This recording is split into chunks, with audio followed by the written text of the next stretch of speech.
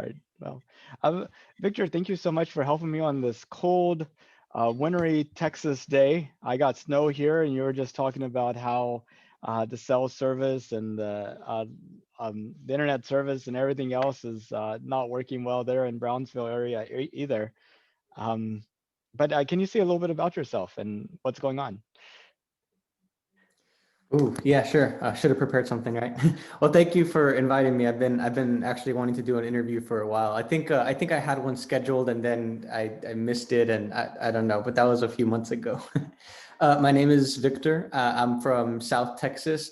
I currently I'm the executive director of the South Texas Astronomical Society. That happened just a few years ago, actually around the same time that my interests in astronomy and space and science kind of kicked off. And then through just a really fortunate series of events, I was introduced to the Dr. Mario Diaz, who's a professor of physics and astronomy here, who runs a local observatory and who runs a research group called the Center for Gravitational Wave Astronomy. And so I got very involved with them and then involved with some people that used to do outreach here. And then I took over the South Texas Astronomical Society. And yeah, now since about 2019 only, we started going full speed and increasing partnerships and doing events. Things are a little bit different right now with COVID, but we're still here. We're still trying to do things. So it's exciting, and it's exciting time in space exploration. So thank you for having me here to talk about the moon. Yes, no, I'm glad you're here, but gravitational wave astronomy, so dealing with like LIGO and other like gravitational wave instruments. Can you tell me, I mean, your involvement with that work and what that's like? Yeah, it's really cool, and yeah, I got really just thrown into the deep end. Unfortunately I didn't really grow up with an interest in space. I don't think it was introduced to me like it was to a lot of kids who grew up wanting to be astronauts. I came into the world of space science a little bit late, but that was kind of my first introduction. So yeah, I the observatory here is called the Cristina Torres Memorial Observatory, and the research group is called the Center for Gravitational Wave Astronomy. They started around 2002. They were funded by a NASA University Research Centers grant, um, and and yeah, so they've started way before the first gravitational wave was detected, and yes, they are very close partner. They're in the LIGO science collaboration, the LIGO scientific collaboration. And so the main thing that they do here, they do the optical follow-ups for potential gravitational wave targets. So in 2015, when they detected the first black hole merger, it was two black holes that merged, and so there was no optical counterpart. But then in 2017 was the first binary neutron star merger, and here at the observatory in Brownsville, they did a follow up, and yeah, it really got their name out. Ever since then, we're in the era of multi-messenger astronomy, and so it's very exciting. And we're still I'm working with them on different projects. We're actually starting to collaborate with Vera Rubin Observatory. So we're starting another science collaboration there that we're hoping to uh, point into the direction of multi-messenger astronomy also, and just keep expanding that scope of research. Yeah, the multi-messenger astronomy, that's kind of interesting. I mean, whenever you say that, it's thinking like radio astronomy, but I guess radio and light are both just the same phenomenon, just different wavelengths. And gravitational is definitely something completely different. Oh, what are like some other, um, I guess, tools used by astronomers besides like the gravitational wave and the electromagnetic wave propagation? Hmm. Yeah, it's funny because I know a lot of what goes on here and what they do here to everything else. I'm still kind of learning, but I don't consider myself an expert at all. I'm more on the outreach side. And so I always kind of defer to the experts and say, like, they're the scientists. My job is just to make sure that they, have a platform to talk and about their science. So I mean, there's all kinds of, I guess, looking at the electromagnetic spectrum, I know that there's so many different, there's infrared and X-ray and gamma ray and all these different wavelengths. The 4 types of multi-messenger astronomy are electromagnetic, which is everything I just talked about, plus the optical spectrum that we can see, neutrinos, cosmic rays, and gravitational waves. And so here we specialize with electromagnetic optical counterparts for gravitational waves. And so that's 2 types. But I think it would be really, I just actually got off a call with one of my really good friends, Richard, and he's at Texas Tech now, but he used to be here. And we're trying to set up, just kind of, expand the scope of multi-messenger astronomy and maybe even be involved with the first time that we get 3 forms of messages. That would be so cool. Yeah, I didn't think about the neutrino or the cosmic radiation. And I guess if you kind of think about how those 4 different forms of energy propagate throughout the universe, I imagine gravitational wave would be the fastest, because nothing would really slow it down. But I guess we're just learning about it, so maybe there's a lot we don't know. And then the electromagnetic would probably be after that, and then I would think the neutrino would probably be like the 3rd fastest, just because neutrinos don't have a charge, and probably, other than actually running into something, probably would not be affected by anything. And then probably the cosmic radiation after that. I mean, is that consistent with what you've learned as well, or what do you think? I don't know enough about neutrinos and cosmic rays, but for gravitational wave and electromagnetic, definitely those would be the fastest. I think those are, I know gravitational waves would travel to the speed of light. And I mean, I guess electromagnetic as well. So those are probably about the same. Don't quote me on that though, as 100% certain, because like I said, I'm not a scientist. The LIGO is like so huge, right? I mean, I think, I'm not sure how big it is, but I mean, it's like these lasers that are, have these arms that are really long and are looking for such minute differences between them. Just kind of amazing looking at our miniaturization over time and our ability to create ever more sensitive equipment. It'd be kind of interesting someday whenever gravitational waves are things we could produce and send, produce and receive just like we do radio waves. It's kind of, I know it's probably unimaginable how that might come about. At least it is for me, but it's just, I mean, that'd be kind of cool, I think. Yeah, I actually never thought about that. I mean, the whole concept is based off of us receiving gravitational waves. I've never considered us using gravitational waves as our own source, our own way of sending a message. That's really that's a really cool out of the box way of thinking about it. And yeah, you're right. LIGO they're 2 4-kilometer long arms.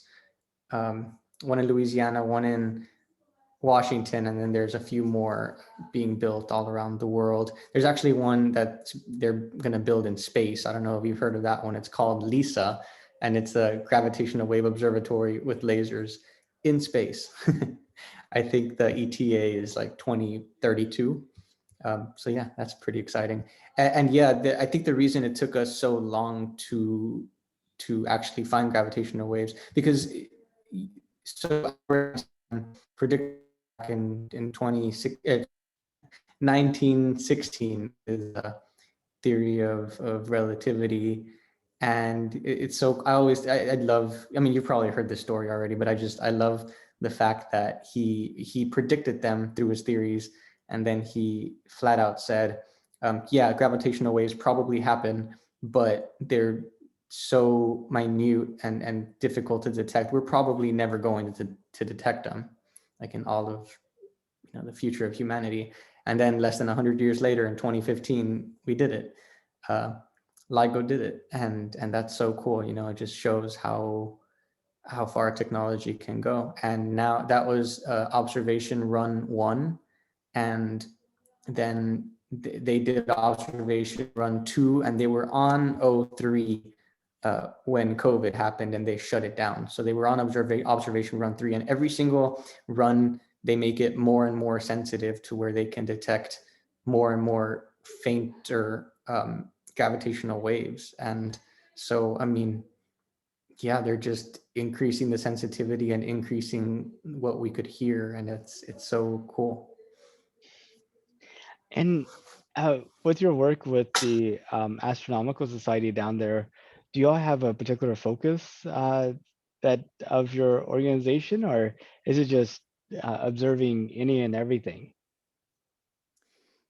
Yeah, any and everything. Our main focus is the university here and the science that they do mainly with gravitational waves and the observatory, and so what we try to do, our focus has always been showcasing what they do here. There's a lot of I probably don't have to tell you, there's a lot of stuff happening here in South Texas, especially with SpaceX here, but the university is a really big tool, and so we just, our goal is to show the people here, the community, how cool some of this stuff is, and to educate them and to enlighten them and to involve them in some of these developments going on, and make them not only aware that it's happening, but that make them a part of it.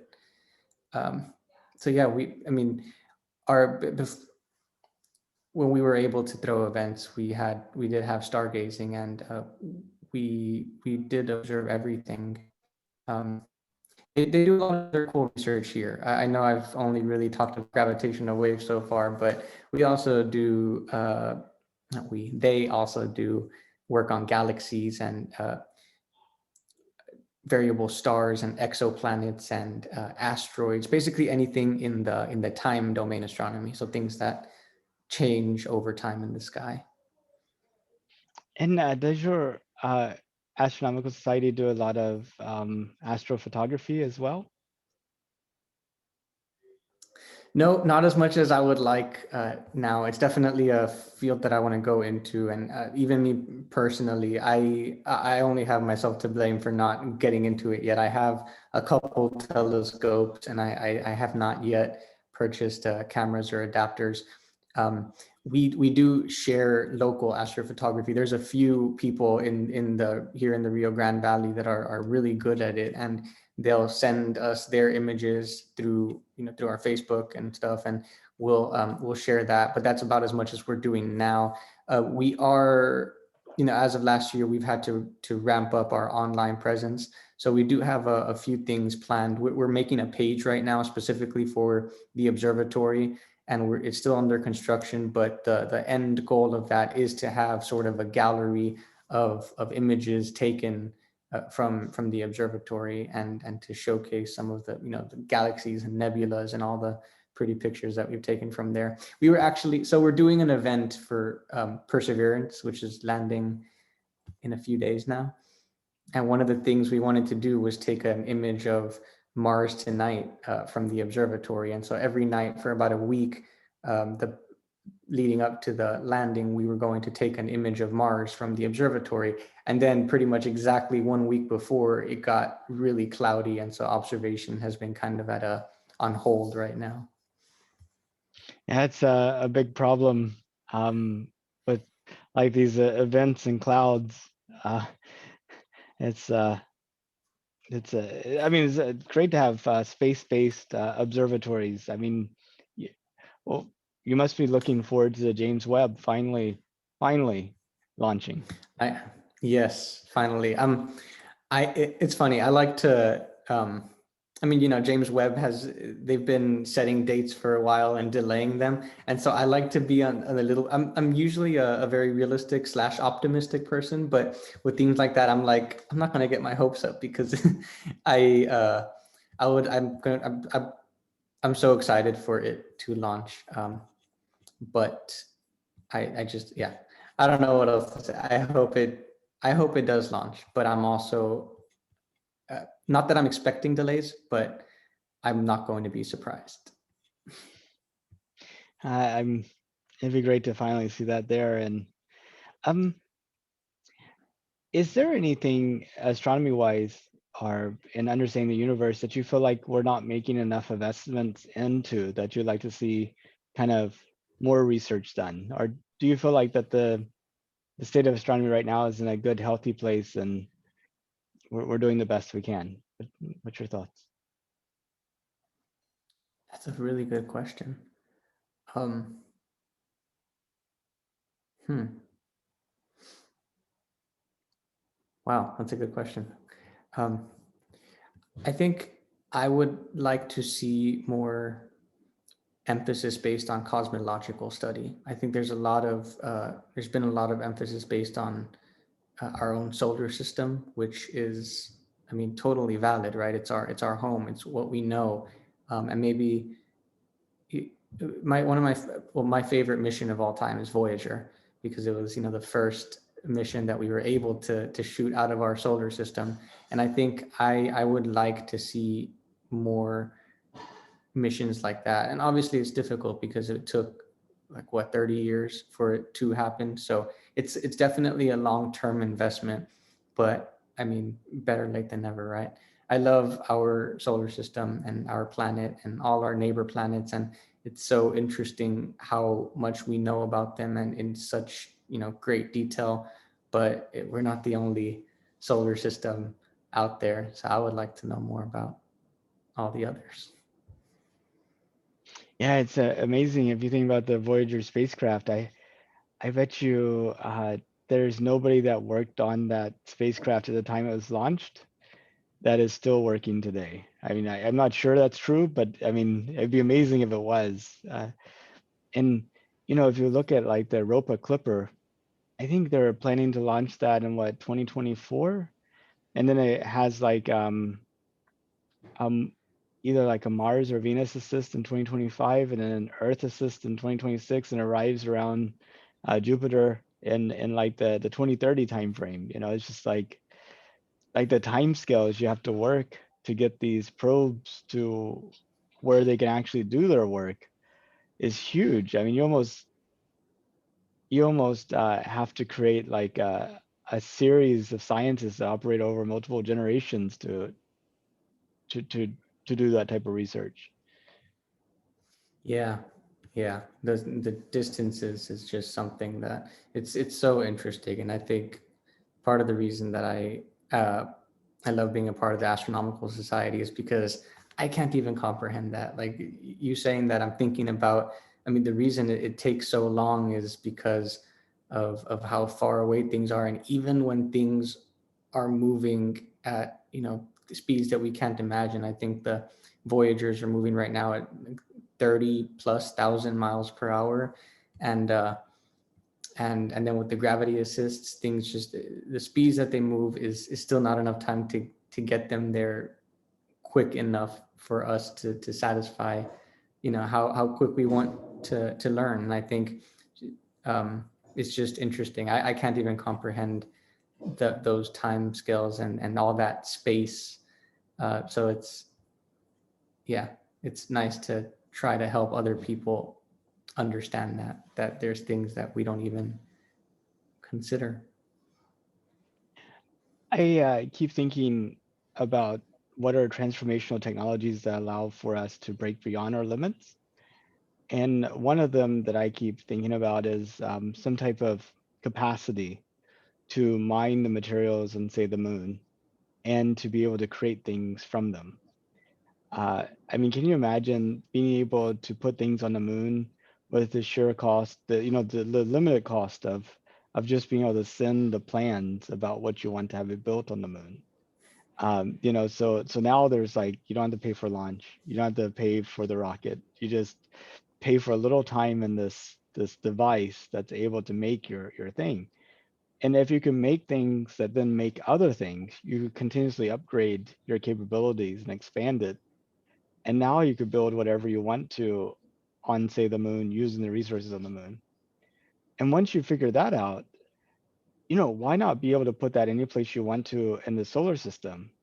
So now you have like a device in like, operating on the moon of Jupiter or Saturn, and you want to put a new probe in the Jupiter system. You just send the plans for it, wait for it to be built, and it's there. It's just like, you have that initial cost of trying to get it there, but then you no longer have to pay the cost of waiting for transportation. And can you imagine having this in, say, the Oort cloud? You know, you get a Yeah. start actually on the edge of the solar system as opposed to waiting 30 years to get there. Yeah, yeah, I know transportation costs and payload is a huge deal. And so, and it's the crazy thing is there's already so many people talking about this and starting companies based on exactly this, right? I think it was at one of the NSS, one of your meetings a couple months ago that my friend Richard and I found out about. There was a NASA request for proposals for, I think it was for scooping up regolith from the moon and bringing it back. And so we we started just thinking up ideas, and we were, we're both very busy already, but we were also just overly ambitious. So we were like, what if we do start like a side company that can do this? And so we thought about it, and we looked into it, and we looked into it just a little bit. And the crazy thing is there's already so many of these asteroid mining companies and 3D printing companies. And you're right, like the thought is already there to do something like not send equipment to the moon, but instead send something like a 3D printer that can use the regolith and make anything that they want. And right, right now it's just an idea and just a thought, but there is companies already working on it. And so yeah, in about 10 years, maybe that's the norm. Indeed. And then, imagine what that does to supply chains and networks of material here on Earth as well.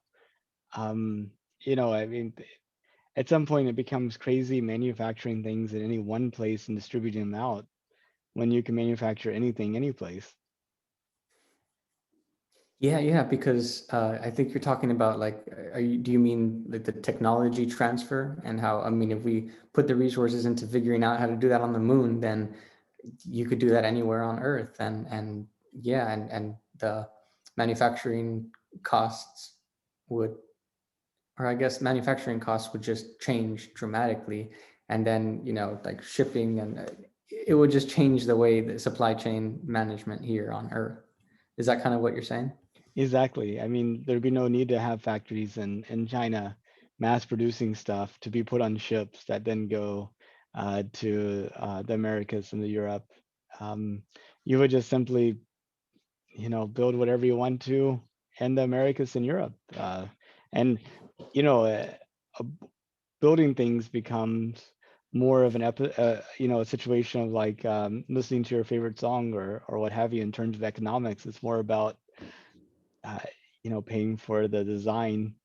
And whenever anybody could design anything and build one or a million of them, talk about, I mean, at some point everything becomes custom. Yeah, I mean, it's just like you get the computer keyboard that perfectly fits your hands and it's like unlike anybody else's. Yeah, yeah, definitely. Yeah, things are definitely changing. I think I really like, and I think, I mean, I've seen you talk a lot about this too, but this idea that, people that do argue against space exploration and what's the point, and we have our own planet to worry about. But the truth is, imagine how many things, how many useful technologies and equipment that we use every day that would not have been built if it wasn't for space exploration and the funds that went to figuring out how to do it on another planet or get to another planet. Yeah, that's a really challenging argument. Um, back whenever the Apollo program was going on, and we haven't even launched humans into space, much less into orbit. And we were really trying to figure out everything. Um, NASA was really at the cutting edge of technology. They had like the best computers. They had to train and invent all these fields of engineering. But then it's like once the Apollo program was over, it kind of went into hibernation in the sense that it no longer became about pushing the envelope. It became about creating the same envelope over and over and over again. And I mean, if you go look at the Johnson Space Center near where I live, at the equipment they used in our control room, I mean, these are computers that were produced 15 years ago. It's like it's it's not cutting edge, but it's not even state of the art. It's like Yeah. it's like and so it's really hard it's really hard for me to see that we're actually getting much technology out of our space investment um, in any way. I think there's probably a few isolated cases of technology transfer, but the challenge that I think we have is if you want to make a faster computer, make a faster computer. Why do you need to go to space to make a faster computer, type of thing. But Yeah. I think I think the thing about space travel and humans in space, um, has to do. I mean, I personally think that the way we're going to get the benefit from it is from an expanded perspective, from the sense that how many innovations have come from like a flash insight or a gut feeling. And since we're all like 7 billion people living with 24-hour days, one atmosphere of pressure, we can go outside and live, and we're all seeing the universe from roughly the same point of view. How many like gut feelings are we not having just because um it's like fish, do they really understand what water is? Yeah. Yeah, but you take the fish out of the water, suddenly he becomes aware that something's missing. And he has a whole new perspective on life, maybe. So I don't I my thought is that perspective that's going to really be the game changer. um but it's it's I mean, I think ultimately we should go to space because we see a future of humanity expanding out beyond the earth. And obviously this is like you got to make steps towards that. It's like I don't think there's really I think it's really hard to justify going without having belief in that vision. And maybe you you have some thoughts that I should consider. No, I agree with that completely. Um, I will say, for the first point of technology transfer, I had looked more. I've been looking into NASA's technology transfer program, and uh, I mean, you're right. I like the way that NASA puts out all their technology so that anybody who wants to use it for and repurpose it for different reasons on Earth can do that. And they put out all the patents, and it's that's really cool and really interesting. And I like that they are open to it. But you're right that, I mean, why not just build it here in the first place for here? Um, I I do agree. I listened to an Elon Musk interview recently, and he was talking about how, the main vision behind SpaceX and this mission to Mars is not to abandon Earth, but to expand the scope and scale of humanity and consciousness. And I I do think that it's definitely a little bit overwhelming, right? It's like, damn, this is really happening in our lifetime. And I mean, even if we don't get there in our lifetime, like, we're seeing it being born, and it's definitely a huge feat that I mean, as far as we know, has not been done yet, right? So maybe we're the first, maybe we're not. Who knows? I do think it's exciting, and just like Musk and Carl Sagan, who I also very much respect.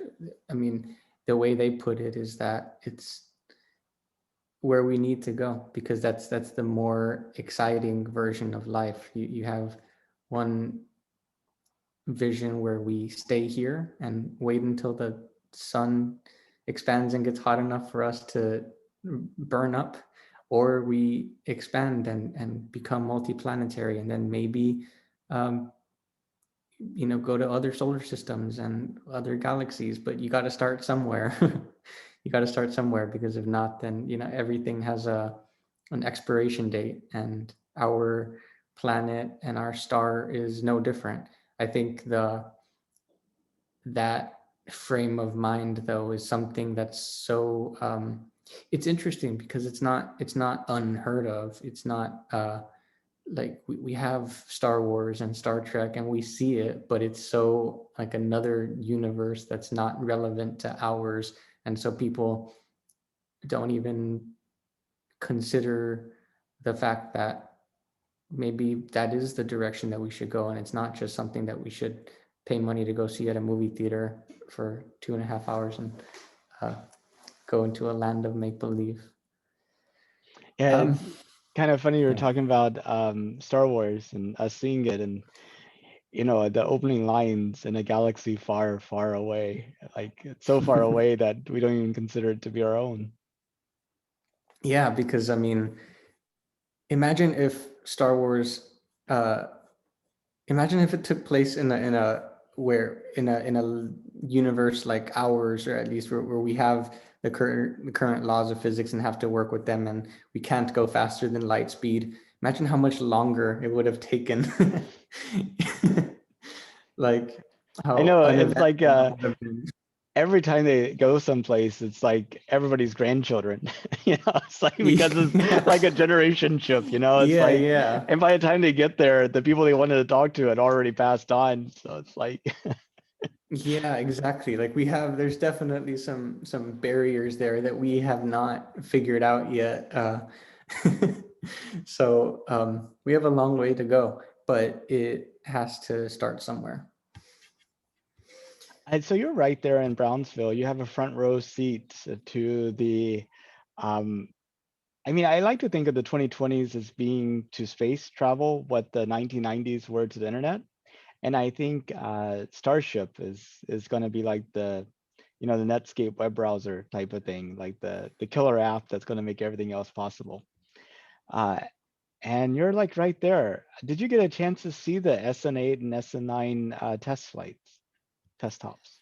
I have seen every test flight except with the exception of SN5 and 6, the ones that they were before they fully stacked it, and they did it was the 150-meter hop with SN5 and 6, which were the ones that did not have the nose cones, but they were the ones that did the 150-meter hop and landed them.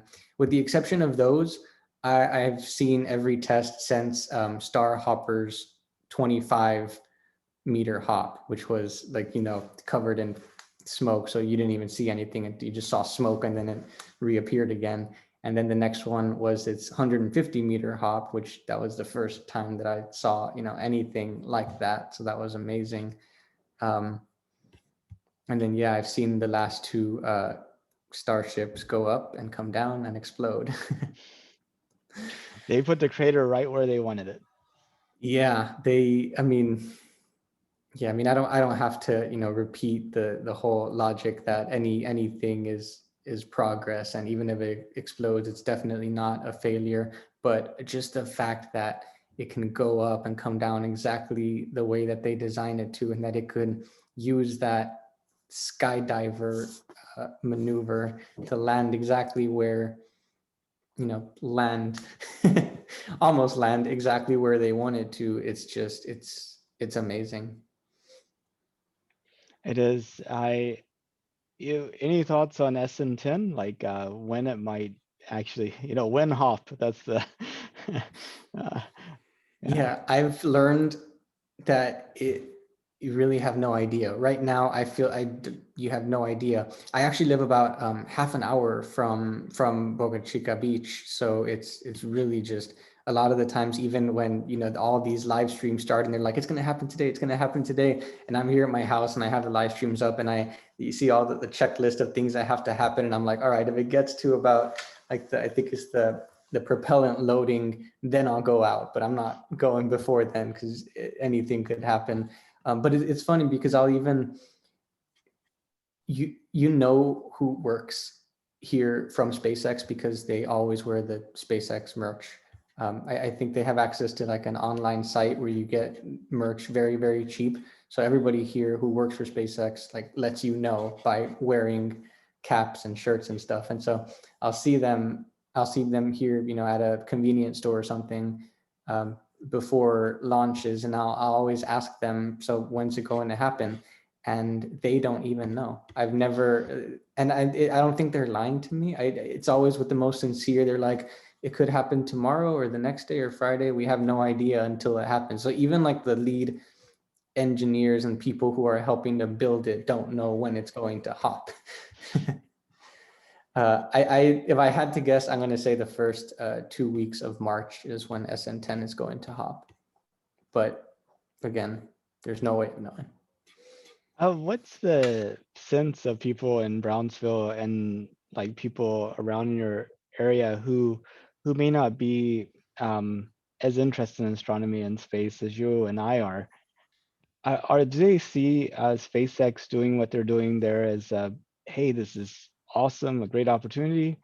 Or are they like, oh my gosh, they're building rockets and exploding them? I don't know if I want that next to me. You know, I mean, like, what's the general thought of like non-space people there? Yeah.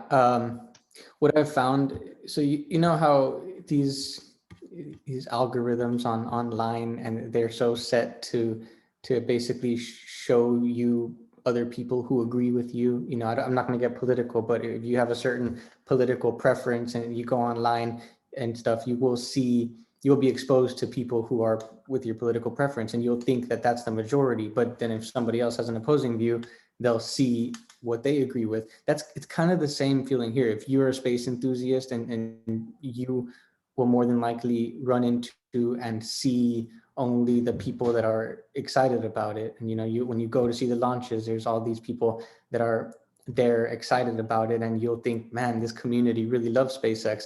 But then if you really want to also, like, if you look, it's not hard to find the other side of the community that is not really happy with what they're doing here.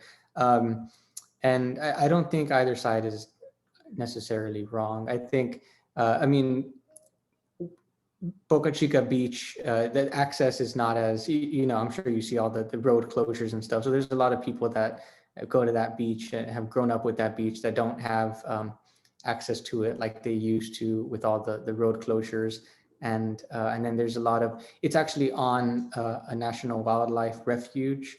And I know a lot of people through STARS, you know, through my organization, the Astronomical Society, we deal a lot with just using this knowledge of astronomy to protect the environment, and so we grew partnerships with the National Wildlife Refuges and state parks and stuff, and that side of people are also a little bit upset that there's, you know, explosions happening near these rare plants and rare historic land. So there's a little bit of everything. My hope with the Astronomical Society, once we get there, really is to educate the people a little bit more about the overarching mission, and show them that it's not just explosions that's happening, but it's humanity progressing, and hopefully through that help ease the tension just a little bit. Yeah, I mean, I was reading sort of like the complaint to the FAA by several of the nature organizations and wildlife organizations there in the Brownsville area.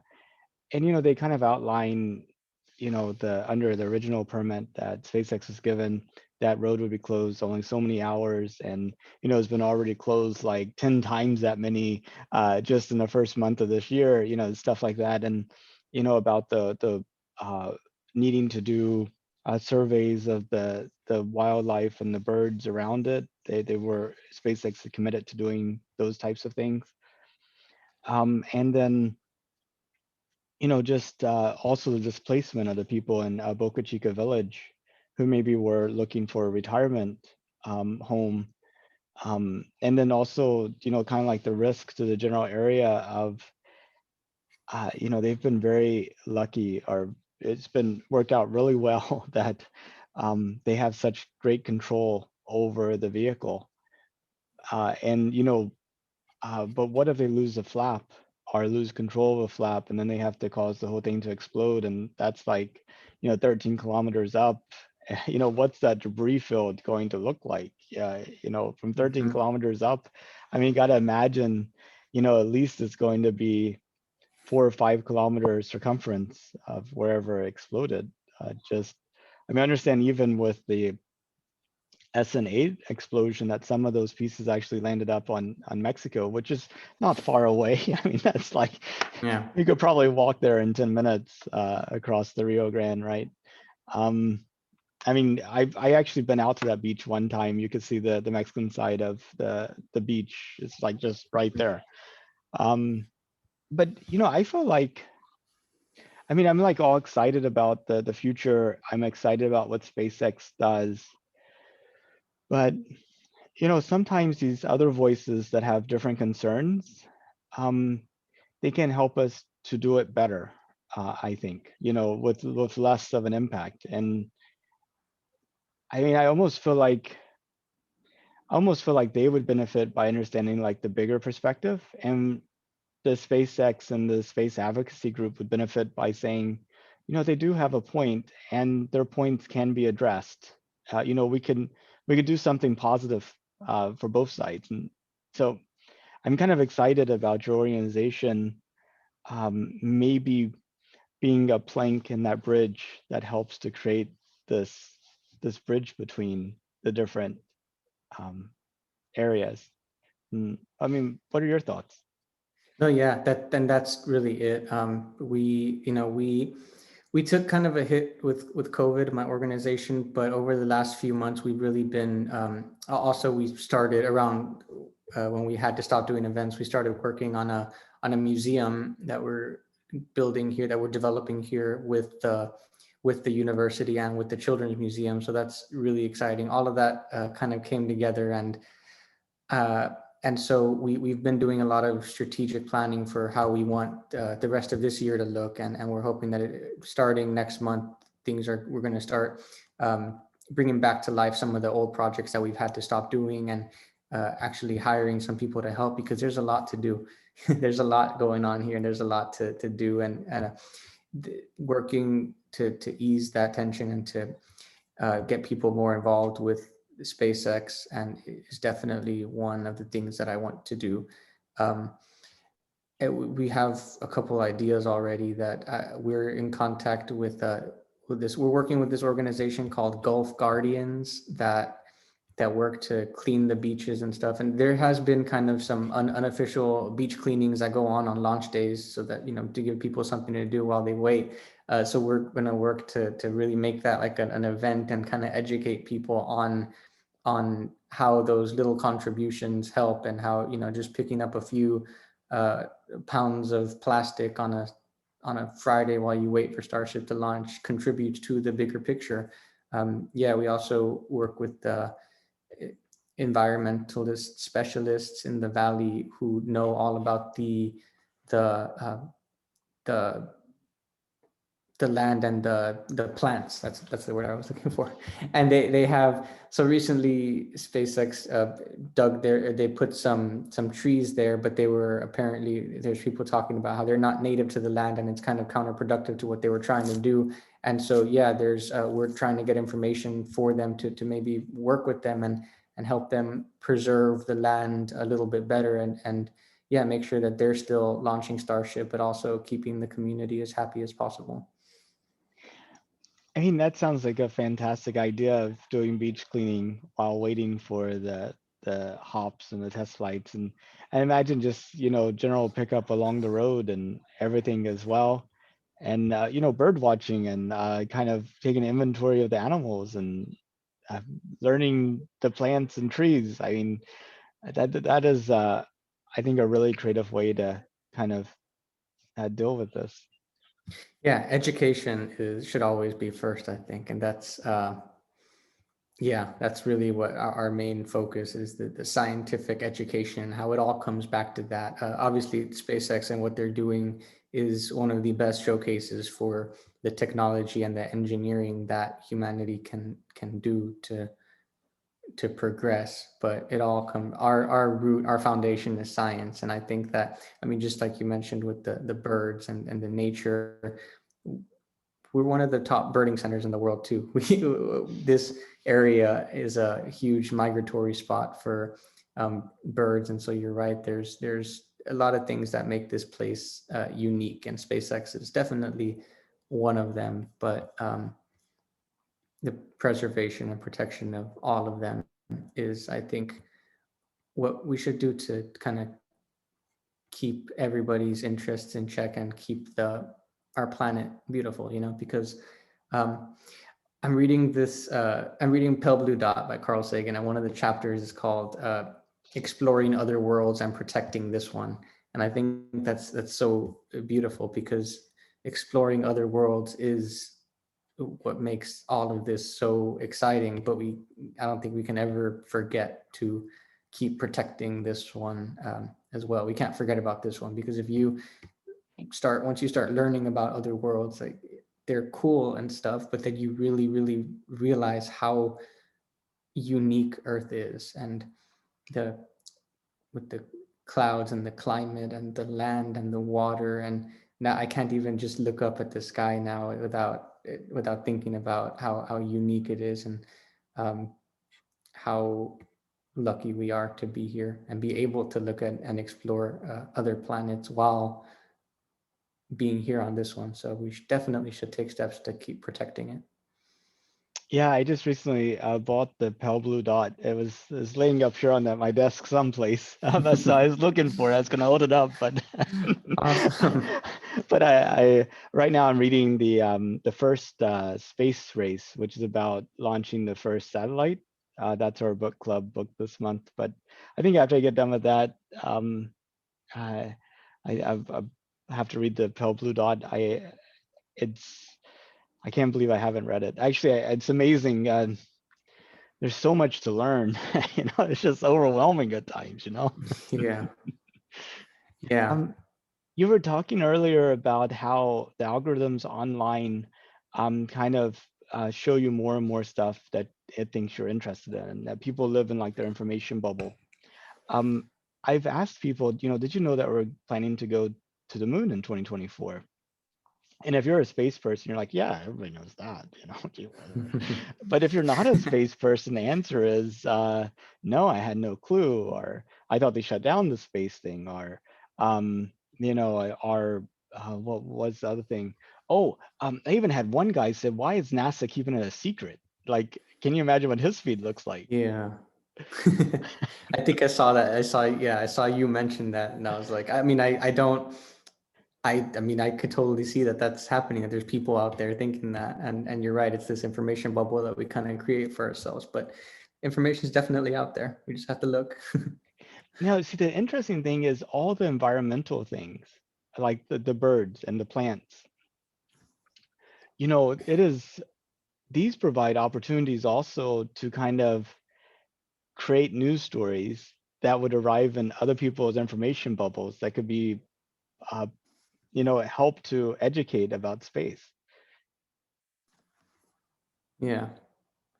Yeah, definitely. It's all around us too. I think that's yeah, we really just have to pay more attention to the things that go on around us, and be curious. And I think that's like with birds and the environment, those are things that you walk outside of your house and you see birds and the environment, but nobody ever really takes the time to look at here we have palm trees, and those are so unique to coastal areas and like this. And so nobody really appreciates that.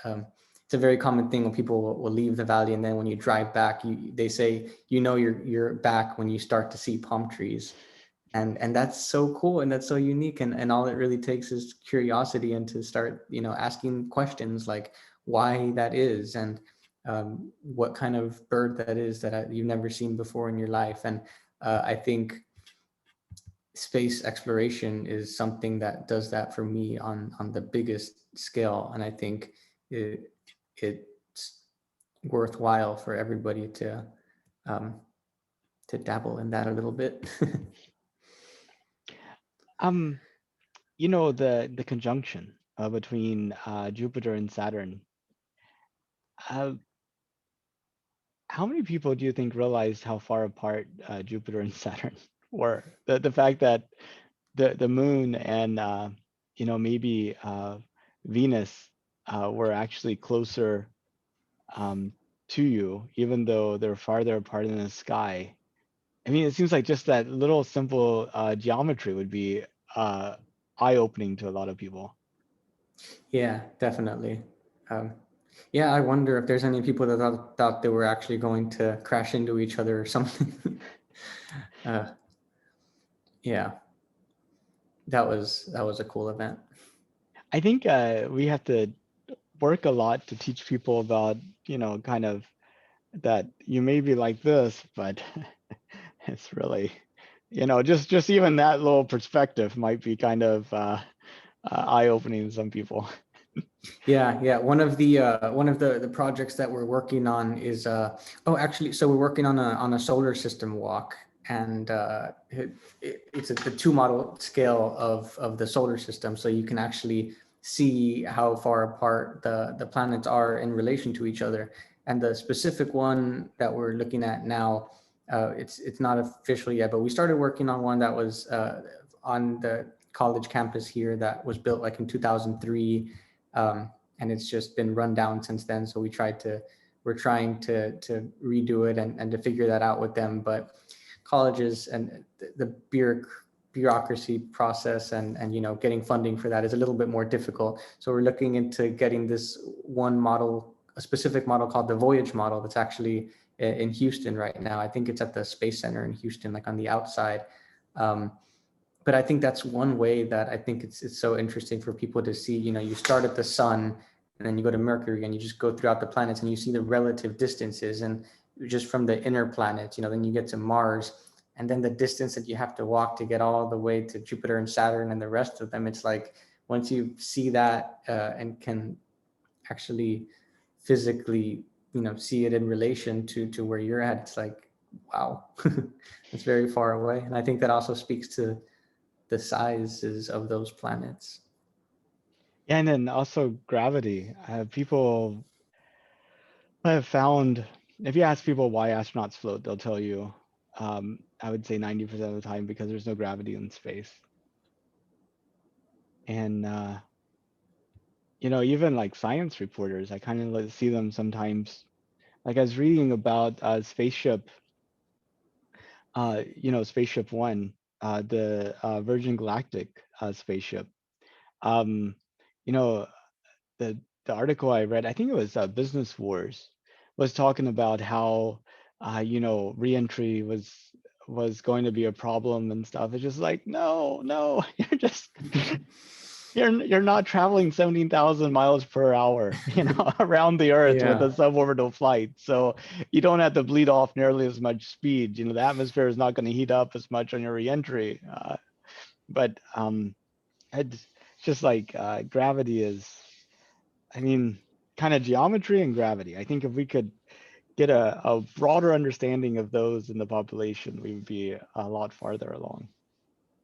Yeah. I think it has to do with, we have this idea of what gravity is, in our lives, and how we've been exposed to it, and we kind of just use that as the model for everything. But there's so many more perspectives to look at it as, and yeah, I mean, so many there's different gravity on different planets. And I was watching, I just started The Expanse.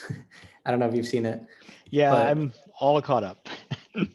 awesome. I'm on the first season, so don't spoil it for me yet. But I thought it was so interesting how they torture somebody just by having, like, one of the people that was born in series, and so born with his body just used to not a lot of gravity, and then he came to Earth, and like the method of torturing him was literally just having him stand up on Earth, and having that gravity like do the torturing for that's it's interesting. I think more people should think about that, about the massive size of Jupiter and what that means in terms of gravity, and you're right, like escape velocity and the rocketry that goes on, and why you need bigger rockets for different things. It all comes back together, and you're right. Education about that is very important, I think, for more than just awareness. Yeah, I mean, like a lot of people believe the sun is the center of the solar system, that it's somehow fixed in place, but it's actually the center of mass between all of the things in the solar system is the center of the solar system.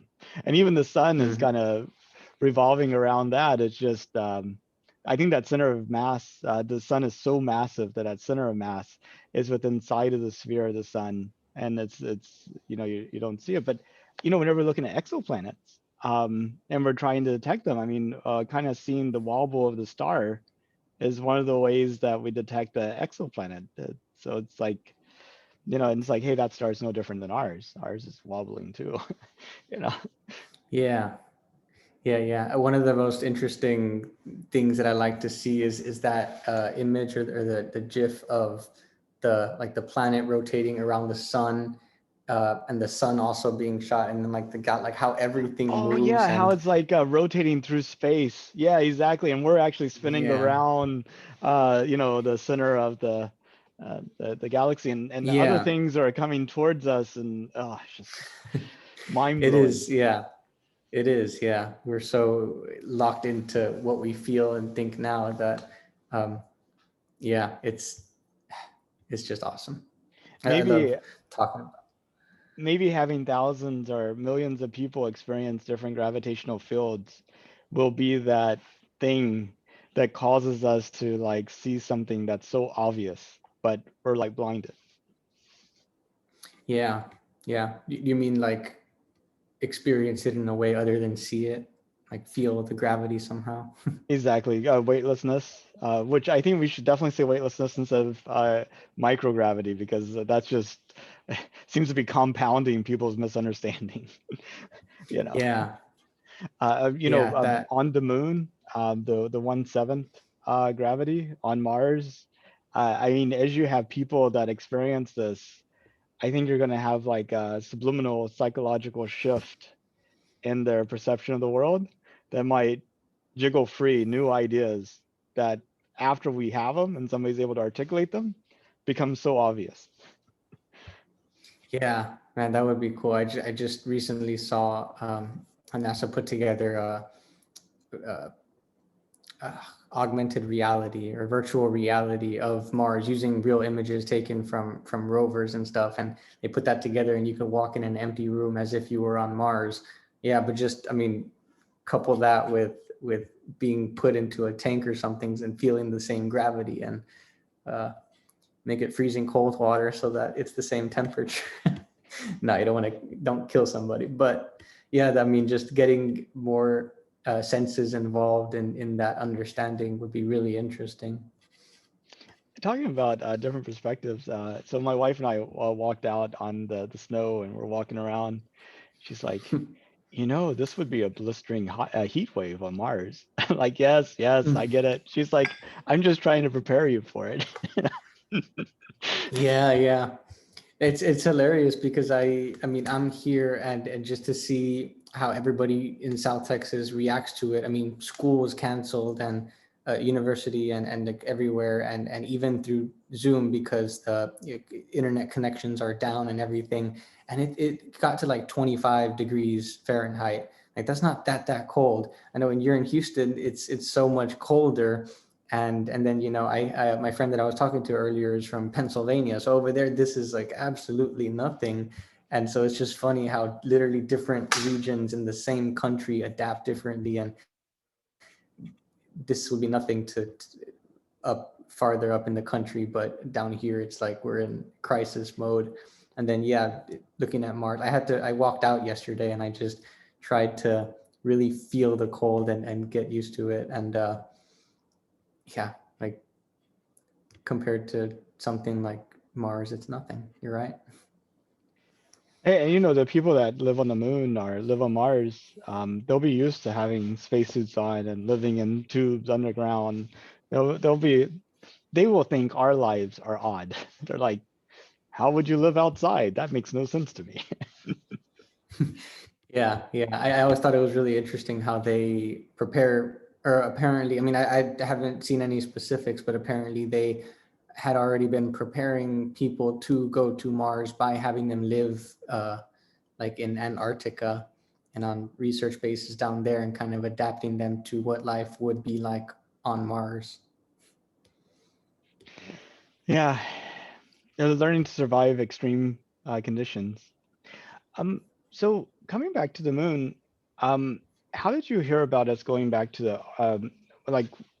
Did you hear about it as soon as it was announced, like at the National Space Council, that we're planning to go to the moon in 2024, or was it sometime after that? Like, how did you find out about it? Yeah, definitely not at the Space Council. I am relatively caught up with everything, but I won't say that I am a regular attendee at the big meetings. I kind of just wait for I mean, you know, the online space community is so huge now that nothing happens anymore without everybody talking about it. So I'm sure I saw it first on Twitter or something, and then when NASA first released all the information, and there was a YouTube video that basically described exactly what the Artemis program was. And I think at that time they had already selected the three companies who were going to build the lunar landers. It wasn't until more recently that I really started looking a bit more into the specific components like the uh, Gateway and Orion. So that's, yeah, it's interesting. I don't know everything there is to know, but I like to think I'm pretty well caught up. And if you were to go to a random person in Brownsville and say, "Hey, did you know we're sending people to the moon in 2024?" Uh, well, how many of them do you think would say, "Yeah, of course," or versus what? We're sending people to the moon? If I had to guess, maybe 75 to 80% would not be aware. um, yeah, we got to fix that. I'll admit that my organization was very, very in-person based. We had like no online presence, and we had stargazing events and workshops at the libraries, and even events at bars where we would talk about stuff. This definitely would have been we would call it Stars on Tap at one of the bars here. The whole Artemis thing probably would have been an event there within itself. And I don't know, I'd like to think that maybe if things were going that way, we would be doing a better job at informing people, but maybe soon. Yeah, maybe soon. I mean, uh, people are getting vaccinated, and now it's just a matter of time before everybody who wants a vaccine gets vaccinated. Maybe within the year. I mean, I would hope we'd be back to normal after a year. Yeah, we're actually planning in our strategic plan to get people back in person by the last quarter of the year. So hey, if you're ever in town. Yeah, definitely. I would love to. Please make sure that you send that my way. And Yeah. so if it was possible, would you go to space? You know, like I mentioned earlier, I'm a very kind of realistic, optimistic person. I'm optimistic, but I'm also very realistic, and I read a lot about this cosmic perspective, and it's something that I kind of try to live my life by, um, just with the things that I learn about the vastness of space and the awesomeness of science and everything. Um, I think I like to hear stories about when astronauts are in space and they see the Earth and they really get that perspective, the overview effect. And it's something that I think that's one reason for the Astronomical Society. I try to share that perspective with other people. I can say I don't think that I will ever do it. I think specifically my path has been to share my passion for space and science with other people and to showcase the people that are going. My friend Richard that I talked about, even my girlfriend, they want to be astronauts, and they're on the path to do so because they wanted it bad enough. They're both my girlfriend is getting her master's degree in physics, and Richard's getting his PhD in physics, and so they're doing that because they want to be astronauts and they want to do it. I was on a different path. I would love to be in space one day, but if I don't get there, I won't be totally disappointed. I would love to interview your girlfriend and Richard sometime if they feel up to it. Got 4 more years to go, so plenty of time to. Yeah, no, I'll definitely, I'll let them know about it. And I think I had talked to Richard about it a bit. Yeah, I have a podcast with him called Receding Horizons that we just started. So we'd love to talk to you on there too at some point. Oh, that'd be fantastic. I'll have to subscribe to it. I interviewed Caitlin and Florin, who both work at Blue Origin, and they're like a couple. It's kind of neat. I interviewed them individually. I've actually interviewed I think 4 or 5 people from Blue Origin, but I've not interviewed anybody from SpaceX. I interviewed the girlfriend of a person at SpaceX, but she also happened to be a family friend, so she just happened to be dating a SpaceXer. Yeah, that's so cool. Yeah, they're definitely a little more secretive. Yeah, which is why I'm not in a huge rush to get them involved with my organization. I think it'll happen at some point, but I know they're not, um, begging to be involved with community things yet. So I'll be patient. But that's awesome, and I think that this whole project is really cool. And yeah. Yeah, it's kind of interesting. So Blue Origin as a company is very secretive, but their employees are very open. SpaceX as a company is very open, but their employees are very secretive. That is super interesting. Yeah, they probably didn't have as many non-disclosure agreements.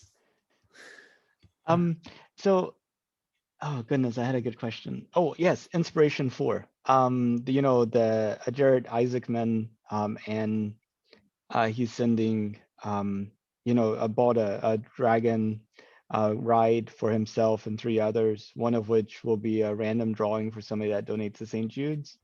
Is this something that you're participating in? I have not yet. I'm caught up with what's going on, and I think it's so cool, and I think the cause is awesome. I had my grandmother who used to donate to St. Jude's every month that she got her check for a great part of her life, and so I thought that was just really cool. I've always thought it's a great cause, and I thought that was really awesome. I'm involved in that. I'm staying up to date, but I have no real excuse to say that I haven't registered yet as a participant. I know I should. I've just been a little tied up, I guess. I'll tell you, you only have like what, 11 and a half more days, and then the opportunity to go away. So there's another thing, Space Hero. Have you heard of that? I have not heard of it. It's a reality TV show contest, the winner of which will go to the International Space Station for 10 days.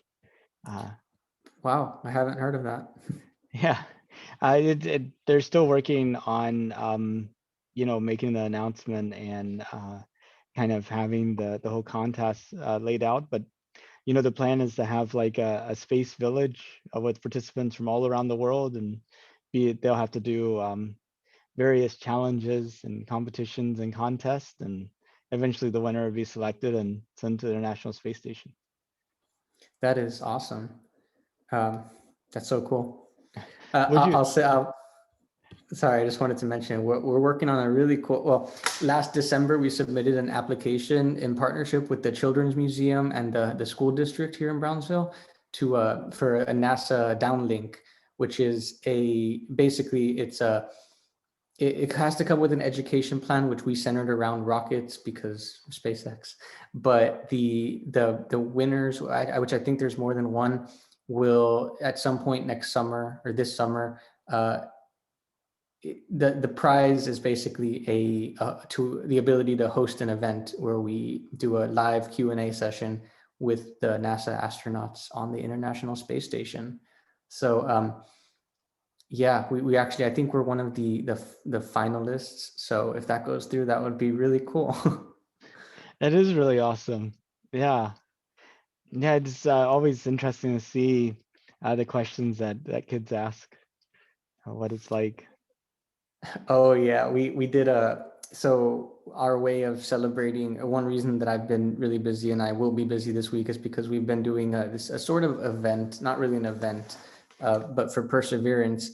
A few weeks ago, we opened up on our website a page where where the kids could go and submit questions about Mars or about Perseverance, about anything, and then we would get them answered. And so this week we're putting the video together, and we're getting people from the university, from my Texas Tech, which is where Richard goes. We're getting. I'm not going to say that we have them 100% yet, but we're getting people participating from ULA and SpaceX. So if they can actually send me a video with them answering a question, that would be awesome. But yeah, that's coming out probably after the landing on Thursday. And sorry, where I was going with that is that we got over 150 questions in, and you're right, some of them they were ridiculous, but like in an awesome way. Like the things that these kids can think about is awesome. One kid asked, how much is it to buy a house on Mars? Is it more expensive than Earth? It's a good question. Yeah, like it's gonna be the first real estate agent for Mars. There was one that it was hilarious because I think at first I didn't realize it, but I think autocorrect got him. But it said, how will the rover collect the soul? I realized later that he tried to type soil and it autocorrected, but I thought that was like, man, what do they think Perseverance is? It's the collector of souls. The collector of souls, Mars 2020. Well, I mean, they also talk about Soul 1, Soul 2, Soul 3, Soul 4. Maybe we Yeah. misunderstood that all along. Those are the number of souls they've been collecting. It just Yeah. happens to be one every 24 and a half hours, but Yeah, maybe. well, Victor, I really thank you so much for your time. I know I took up way more of it than probably you had planned, but it was such a pleasure to get to talk to you and learn about all the stuff that you're doing and the ways you're involved and kind of like your explorations and everything. But is there anything that you wanted to talk about that we didn't get to? I don't think so. We definitely, I mean, I feel as if the focus should have been the moon, and the moon was maybe like 10%. But we talked about so much. And yeah, I mean, I live for conversations like these, which is why I hope we have another one later on our podcast or anyway, really. But not really. I just want to say, I mean, thank you for the project and thank you for all that you do to advocate for space in your community and in the world. And I think it's such an important thing that we keep doing. So yeah, I appreciate it. Well, I really appreciate that, and it's so amazing to see our potential and the gap between our realities and our potential. I love to do my itsy bit to try to help bridge that gap. But sort of talking about the moon in this project, the moon is actually my excuse. The focus is actually you or whoever I'm talking to, trying to understand your place and your perspective and your view of the world. The moon questions are just meant to be starters. Yeah, and I mean, what a great project to do it with, right? Let's. I hope. Uh, wouldn't it be so funny if it's a James Webb situation where it keeps getting delayed, and you're like, oh, you had what did you say, 1,000 days, and it Yeah, it's turns like into 14, 13 now, I think. yeah. Wow. Just imagine if it Um, keeps getting delayed a few years and you end up having to add another 1,000 interviews to that. exactly. I mean, that's why the project was framed as the number of days to the end of 2024, regardless of what happens. Mm. But a few people I've talked to have, whenever they're talking about their project, it's like, Nathan, he's interviewing a person every day until we get to the moon. I'm like, no, no, no, that's not it. Okay, so you Don't thought this commit me, through. don't commit me to that. Yeah, you thought this through. But I mean, what will I do whenever the date gets postponed, or December 31st, 2024 comes around and we still haven't sent people to the moon? I haven't made up my mind yet. But yeah, I mean, you talk about one person that's completely committed to getting us there. It's like, you've got to go this year. I need to be freed from my commitment. Yeah. Just call them up personally and say, hey, man, you need to do this. Uh, yeah, that's awesome. Well, I'm glad you thought it through enough. We'll see. Well, thank you so much, Victor, and have a good week, and good luck with the whole perseverance thing. That sounds amazing. I hope they're as successful this time as they were the other times. Every time is 7 minutes of terror, right? I'm so looking forward to that. I didn't get to live through that the last times, and so this will be the first time that I'm actually paying attention. And man, those 7 minutes are going to be fun. I hope so. They're only fun if you get that picture back from Mars with the lander there. And this one has a helicopter too. I mean, how cool is that? It is very cool. Yeah. Well, thank Well, you. thank you, and you have a good rest of your day. You have a good week too. Bye-bye. Bye.